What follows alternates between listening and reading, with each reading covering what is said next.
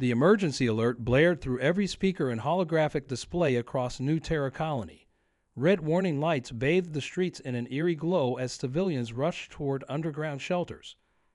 I stood at the command center's panoramic window, watching our defense fleet take formation above the atmosphere. My hands trembled slightly as I adjusted my fleet admiral uniform, the weight of protecting humanity's largest off-world settlement pressing down on my shoulders. Admiral Chen, the Galactic Empire's armada, just dropped out of hyperspace. Lieutenant Sarah reported, her voice steady despite the gravity of the situation. Initial scans show over 300 warships. They're larger than anything we've ever encountered. I nodded grimly. We'd known this day would come eventually.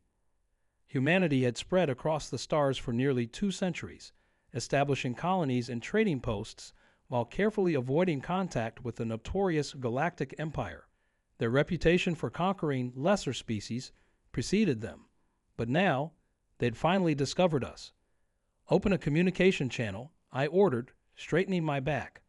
The massive holographic display flickered to life, revealing a towering figure with iridescent scales and multiple sets of gleaming eyes. The Imperial commander's mandibles clicked in what I assumed was amusement. "Primitive species," the alien's translated voice boomed through our speakers. "Your territory has been claimed by the eternal Galactic Empire. Surrender now, and we shall be merciful in your subjugation." A small smile tugged at my lips. They had no idea what they were dealing with. Humanity hadn't survived countless disasters, wars, and the harsh realities of space colonization by being easy prey. We learned from our own bloody history. The strong don't always win. "This is Admiral Chen of the Terran Defense Force," I responded calmly. "We've studied your empire's expansion for decades. We've watched you conquer peaceful species who couldn't defend themselves. But humans," I paused, letting my words sink in. "We're different. We're giving you one chance to turn around and pretend you never found us. Otherwise, you're about to learn why every intelligent species should fear humans in combat." The Imperial commander's laughter echoed through our command center. "You dare threaten the Empire? Your primitive vessels are no match for our superior technology. We've conquered 1,000 worlds." "And yet," I replied, inputting the final authorization codes for our defense systems, "you've never faced humans before. That's your first mistake." With a subtle hand signal, I ordered our fleet to take offensive positions. "You see, Commander, while you were busy bullying peaceful species, we were preparing. Every human colony, every settlement, every ship we've built, we designed them all with one purpose: to survive your empire when you eventually found us." The alien's expression shifted slightly, perhaps noting the lack of fear in my voice. Behind me, Sarah confirmed that our special weapon systems were primed and ready. The Empire was about to discover that humanity's greatest strength wasn't our technology or our numbers. It was our determination to remain free. "This is your final warning," I announced, my finger hovering over the command console. "Leave our space or witness firsthand why humans have survived everything the universe has thrown at us. We've spent generations preparing for this moment. The choice is yours." There was a long pause, and for a moment, I thought they might actually consider retreating. Then the first Imperial warship opened fire, and everything changed. As our defense platforms activated and our fleet moved to engage, I couldn't help but think how the Empire's greatest mistake wasn't finding humanity. It was underestimating us. The battle for New Terra was about to begin, and the Galactic Empire was about to learn a harsh lesson. Humans don't surrender, we adapt. We overcome, we survive. And more importantly, we win. The first volley of Imperial weapons lit up the space around New Terra like artificial auroras. Their energy weapons were impressive, but our shield technology held firm, another surprise for our overconfident opponents. Years of studying their attack patterns through covert surveillance had paid off. We knew exactly what to expect. "Defensive pattern Delta," I commanded, watching as our fleet executed a series of precise maneuvers. The Empire's massive warships may have had superior firepower, but our vessels were smaller, faster, and more agile. Like a swarm of angry hornets, we darted between their capital ships, striking at vulnerable points our intelligence had identified years ago. "Admiral," Sarah called out, her eyes fixed on the tactical display. "They're deploying their boarding crafts. Hundreds of them." A hint of concern crept into her voice. "They're targeting our civilian shelters." My jaw clenched. Of course they were. The Empire's standard strategy. Target the vulnerable to demoralize the defenders. But we prepared for this too. "Activate the ground defense grid," I ordered, "and patch me through to Colonel Rivera." The holographic image of our ground forces commander appeared, her combat armor already sealed and ready for battle. "We're in position, Admiral," she reported, the sounds of troops mobilizing echoing behind her. "Let them come. My soldiers have been training for this their entire careers." The Empire had no idea that every civilian shelter on New Terra doubled as a fortress. Every citizen over 16 had basic combat training. We learned from Earth's history. A prepared civilian population could be the difference between victory and defeat. "Multiple hull breaches detected on Imperial vessels," our tactical officer announced. "Our Phantom drones are performing exactly as designed. They never saw them coming." I allowed myself a moment of satisfaction. The Empire relied too heavily on their advanced sensors we'd learned to fool through decades of research. Our Phantom drones, virtually invisible to their detection systems, were now inside their ships, wreaking havoc on critical systems. The Imperial commander's face appeared again on our display, his earlier arrogance replaced by visible confusion. "What manner of trickery is this?" he demanded. "Your technology should be inferior." "Should be," I agreed, watching as another Imperial warship lost power and began drifting. "But we've had a lot of time to prepare. You see, Commander, while you were conquering peaceful worlds, we were studying you, learning your weaknesses, testing our weapons against your shield frequencies. We knew this day would come, and we made sure we'd be ready." A massive explosion lit up the battlefield as one of our specialty weapons found its mark. The Imperial ship's hull didn't just breach. It collapsed in on itself, crushed by artificial gravity waves we'd specifically designed to exploit the structural weaknesses of Empire vessels. "Sir," Sarah reported, "they're pulling their boarding crafts back. Ground teams report 0 successful landings. Colonel Rivera's forces didn't even need to engage. The Imperial fleet's formation was beginning to falter. Their coordinated attacks became increasingly desperate and disorganized. They'd expected an easy victory over a primitive species. Instead, they'd found themselves facing an enemy that had spent generations preparing specifically for this fight." "Admiral," the tactical officer called out, "we're detecting energy spikes. They're preparing to retreat." But I knew better. I'd studied their battle doctrine thoroughly. This wasn't over. It was about to get worse. The Empire never retreated without leaving a devastating parting gift. As if confirming my thoughts, our sensors detected massive power buildups in their remaining capital ships. "They're charging their planet killers," I announced grimly, "exactly as expected. Signal the fleet. Execute Operation Prometheus. Now we show them our real surprise." The Empire was about to learn that humanity hadn't just prepared for a fight. We prepared for victory. The massive Imperial warships began to align their planet killers, weapons capable of shattering entire worlds. The space around their vessels warped with raw energy as they prepared to unleash devastation upon New Terra. In the command center, displays flickered with warning signals as our sensors struggled to measure the immense power buildup. "Operation Prometheus is ready," Sarah confirmed, her fingers dancing across the control panel. "All subsurface generators are at maximum capacity. The Empire's energy readings are exactly where we need them to be." I watched the tactical display intently. Timing would be everything.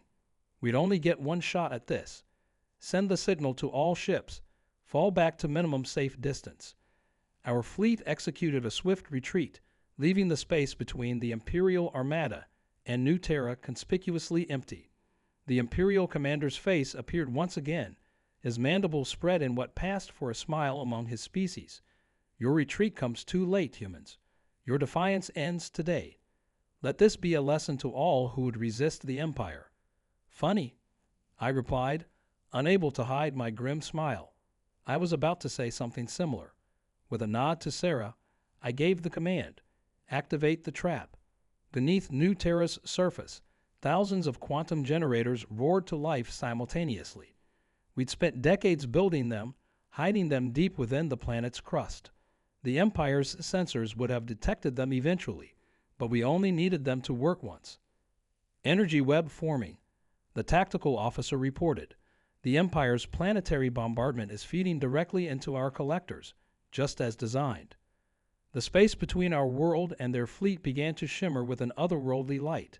The Empire's planet-killing energy beams, instead of destroying New Terra, were being caught in an artificial web of quantum fields. We weren't just defending against their ultimate weapon, we were harnessing it. "Sir," Sarah called out urgently, "the Empire is realizing something's wrong. They're trying to shut down their attack, but the energy cascade has already begun. They can't stop it." The Imperial commander's expression shifted from confidence to dawning horror as he realized what was happening. "What have you done?" he demanded, real fear creeping into his translated voice. "We'd spent generations studying your weapons," I explained, watching as the energy web grew brighter. "Your planet killers tap into dimensional forces you barely understand. We learned to manipulate those same forces, but we needed an enormous power source to make our weapon work." I paused, letting him process the implications. "Thank you for providing it." The quantum web was now pulsing with stolen energy, creating patterns of light that hurt to look at. The Empire's ships tried to retreat, but they'd gotten too close, committed too much power to their attack. They were caught in the very trap they'd helped to spring. "Admiral," the tactical officer shouted over the growing whine of our systems, "quantum cascade is reaching critical threshold. All safety parameters are holding." This was the moment we prepared for, the culmination of centuries of human ingenuity and determination. We weren't just fighting back against the Empire. We were about to show them exactly why they should have taken my warning seriously.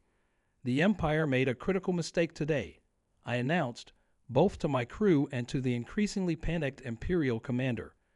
"They assumed that because we're younger than them, we must be weaker. They never considered that we might be more dangerous." The quantum web reached its peak intensity, and everything changed. The Empire was about to learn the true cost of underestimating humanity's capacity for survival. As reality itself began to warp around their fleet, I couldn't help but think that this was just the beginning. The galaxy was about to change forever, and humanity would be the ones changing it. The quantum web surrounding the Imperial fleet began to contract, warping space itself around their ships. Our trap was working perfectly, almost too perfectly. But that's when our sensors detected something that changed everything. A second Imperial fleet, even larger than the first, dropped out of hyperspace behind us. "Admiral," Sarah's voice cracked with urgency, "these energy signatures, they're different. These aren't standard Imperial ships." She paused, rechecking her readings. "Sir, I think this is their eternal guard, their elite fleet. They never deploy them except in absolute emergencies." I finished, my mind racing. We'd known about the eternal guard, but our intelligence suggested they were stationed on the other side of Imperial space.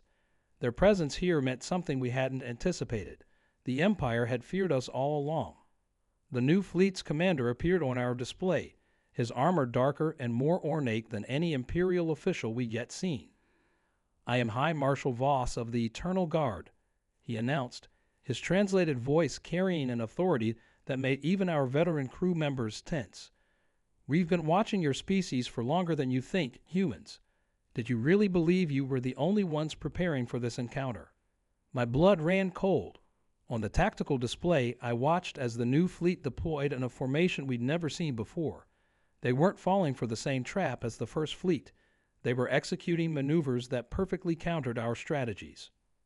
"Sir," our tactical officer reported, "they're using some kind of quantum dampening field.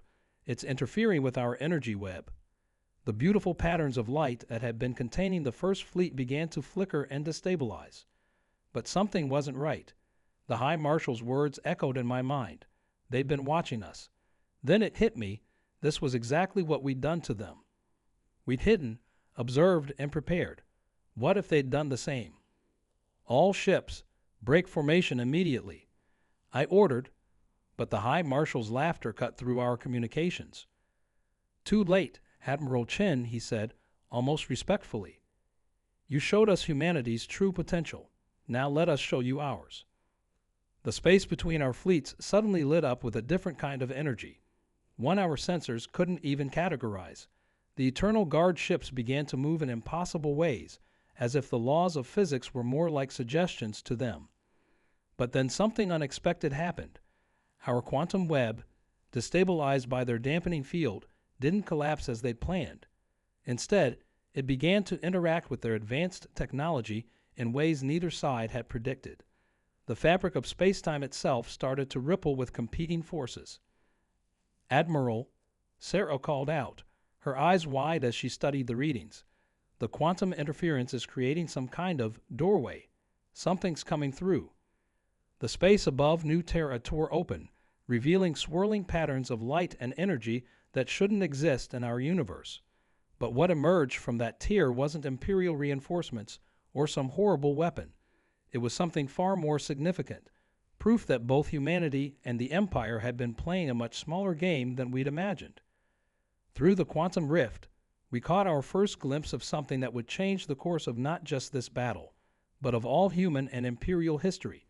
As alarms blared and sensors overloaded, I realized that our carefully laid plans, and the Empire's counterplans, had inadvertently opened a door that perhaps should have stayed closed.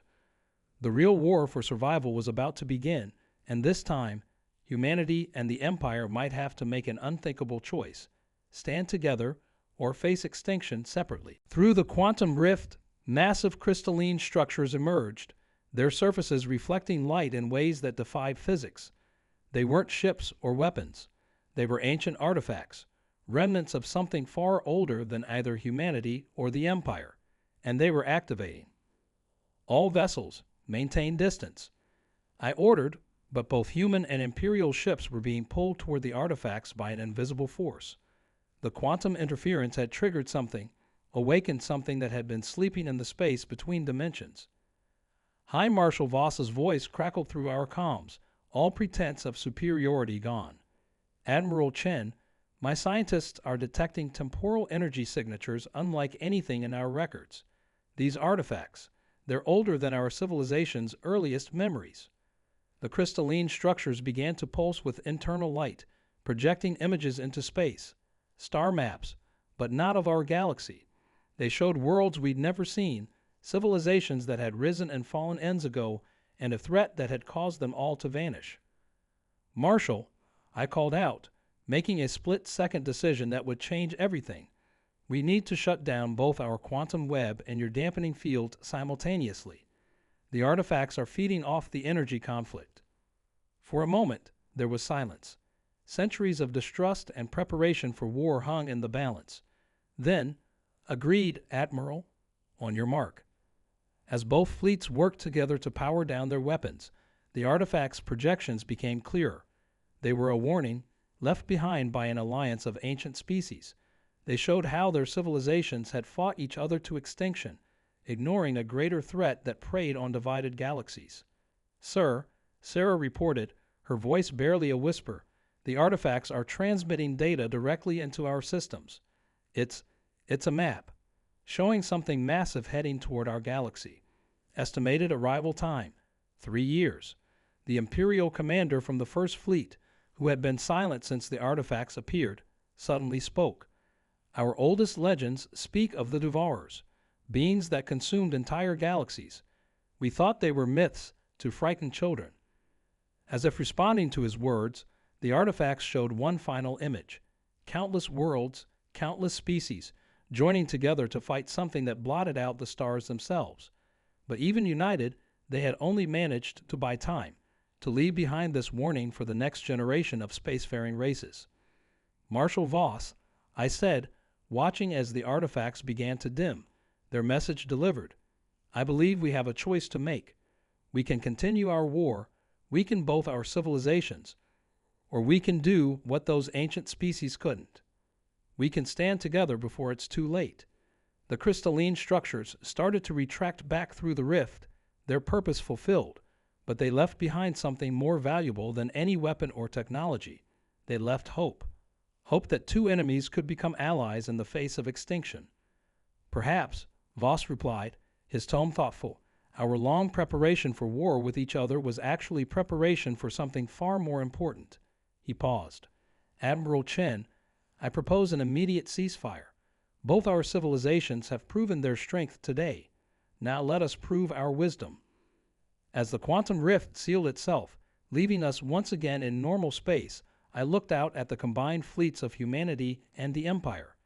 We had started this day ready to destroy each other. We ended it facing a truth that would reshape our future. The real test of a civilization isn't its ability to wage war, but its capacity to forge peace in the face of annihilation. The battle for New Terra was over. The battle for our galaxy was about to begin, and this time we would face it together. In the days following the Battle of New Terra, our world transformed from a military fortress into something unprecedented, the first joint human imperial diplomatic center. The massive imperial warships that had arrived to conquer us now orbited peacefully alongside our defense fleet, their crews working with ours to understand the ancient artifacts' warnings.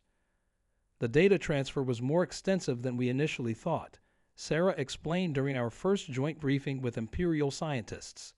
The holographic display showed countless star systems, each marked with projected arrival times for what we now called the Devourers. We have 38 months before first contact. Every day counts. High Marshal Voss, who had chosen to personally oversee the Imperial delegation, nodded gravely. Our empire spans 3 spiral arms of the galaxy. Your human colonies, though fewer in number, have developed unique technologies we never considered. Together, we might have a chance. The briefing room, once designed to plan for war against the Empire, now hosted the greatest collaboration in human history. Imperial engineers marveled at our quantum manipulation technology, while our scientists studied their advanced propulsion systems. Centuries of paranoia and preparation were being transformed into something remarkable: hope. We've detected similar artifacts in other systems. The Imperial commander who had led the First Fleet reported. His name, we learned, was Kazthor, and he had become one of our strongest advocates within the Empire. They were dormant until now. The energy released from our battle seems to have awakened them all simultaneously. I studied the tactical display, watching as green dots appeared across the galaxy map, each one representing another artifact awakening, spreading the warning to other civilizations. We weren't alone in this fight. Other species, some even unknown to the Empire, were receiving the same message. The ancient alliance failed because they united too late, I said, remembering the horrific images the artifacts had shown us. We have something they didn't. Time to prepare, and a warning they paid for with their existence. The next weeks passed in a blur of activity. Imperial ships began arriving daily, not with weapons, but with scientists, diplomats, and builders. Together, we began constructing a defense network unlike anything either civilization had created before. Our quantum technology, combined with their mastery of space-time manipulation, was already yielding results that would have been impossible separately. But the most profound changes weren't technological. They were cultural. Imperial families began settling on New Terra, while human engineers were welcomed into the Empire's most advanced research facilities. Children from both species played together in parks that had been built as bunkers. Former enemies became neighbors, then friends, then family. Looking out over the transformed landscape of New Terra one evening, I found High Marshal Voss standing at the same window where I had once prepared for war against his people. "You know, Admiral," he said thoughtfully, "both our civilizations prided ourselves on our preparation for this conflict. But perhaps our greatest victory was choosing not to use those preparations." I nodded, watching as a mixed group of human and Imperial children chased each other through the park below, their laughter carrying up to us. "The real threat isn't what divides us," I replied. "It's forgetting what unites us." The sun set on New Terra, casting long shadows across a world that had transformed from a fortress into a beacon of hope. In 3 years, we would face a threat greater than anything our civilizations had ever encountered. But we would face it together, not as humans and Imperials, but as defenders of life itself. Sometimes the greatest victories don't come from winning wars, but from choosing not to fight them. And sometimes the best way to honor our preparations for battle is to use them to forge peace instead. That was the real lesson of New Terra. That was the real victory. And it was just the beginning.